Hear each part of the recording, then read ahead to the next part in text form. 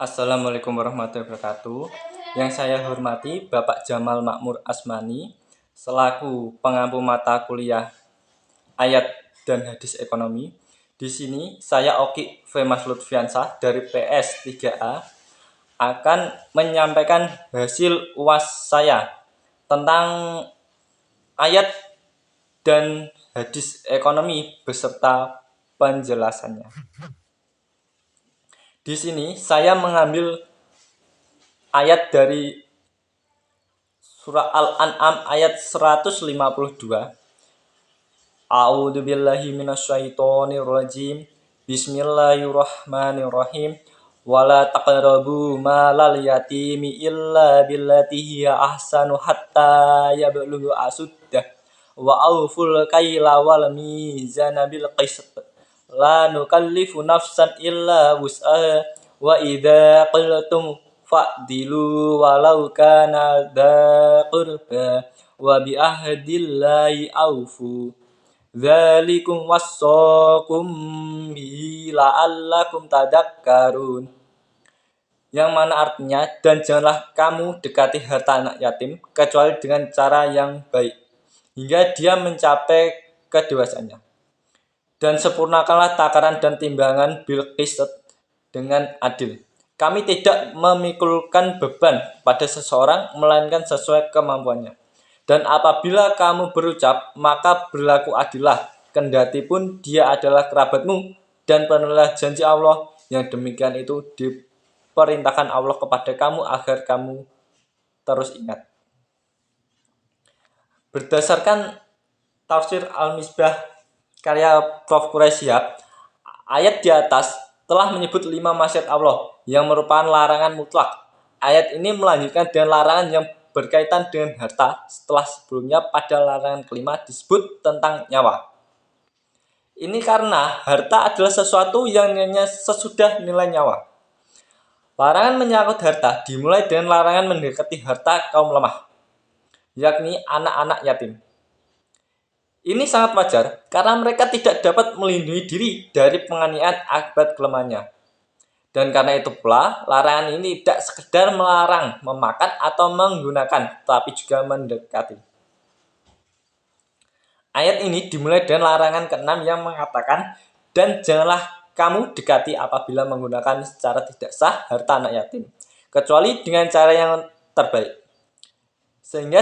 Sehingga dapat menjamin keberadaannya, bahkan pengembangan harta itu. Dan hendaklah pemeliharaan secara baik itu berlanjut hingga ia yakin anak yatim itu mencapai kedewasaannya dan menerima dari kamu harta mereka untuk mereka kelola sendiri. Tentu saja mengelola harta termasuk menyerahkan harta anak yatim memerlukan tolak ukur, timbangan, serta takaran.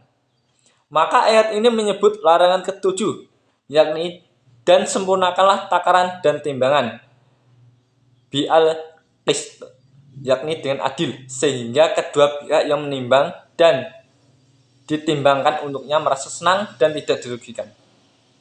Selanjutnya ke-8 menyangkut ucapan. Karena ucapan berkaitan dengan penerapan hukum termasuk dalam menyampaikan hasil ukuran dan timbangan, lebih-lebih lagi karena manusia sering bersifat egois dan memihak pada keluarganya. Untuk itu dinyatakan bahwa dan apabila kamu berucap dalam menetapkan hukum atau persaksian atau menyampaikan berita, maka janganlah kamu curang atau berbohong. Berlaku adillah tanpa mempertimbangkan hubungan kedekatan atau kekerabatan, kendati pun dia yang menerima dampak ucapanmu yang baik atau yang buruk adalah kerabatmu sendiri.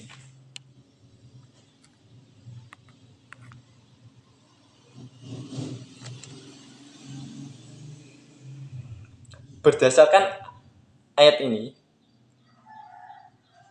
dapat diambil kesimpulan bahwa dalam penerapan ekonomi kita itu harus berlaku adil dan jujur dalam timbangan. Adil tidak memonopoli harga, jujur itu tidak mengurangi atau melebihkan atau mengurangi timbangan. Serta patuh dengan hukum Allah.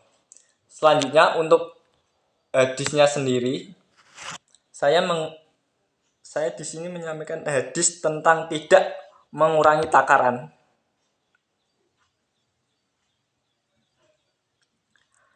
Haddatsahu an Ibni Abbasi qala lamma qadiman Nabi sallallahu alaihi wasallam al-Madinata kanu min ahbathin nasi kailan fa anzalallahu subhanahu wailul lil mutaffifina fa ahsanul kaila ba'da dzalik.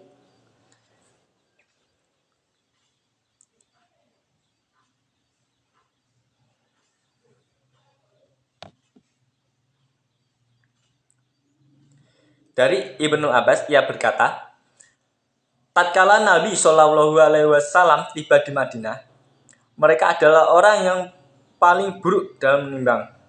Maka Allah menurunkan ayat, celakalah bagi orang-orang yang curang dalam timbangannya. Setelah itu mereka berlaku jujur dalam timbangannya.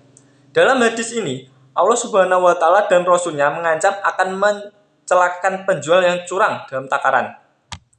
Karena apa? Karena pada dasarnya perilaku ini sangat merugikan suatu pihak, yakni pembeli. Pada prinsipnya sendiri, jual beli adalah kegiatan yang saling menguntungkan. Jika kedua pihak pembeli dan penjual sama-sama terbuka, jujur, dan saling ridho.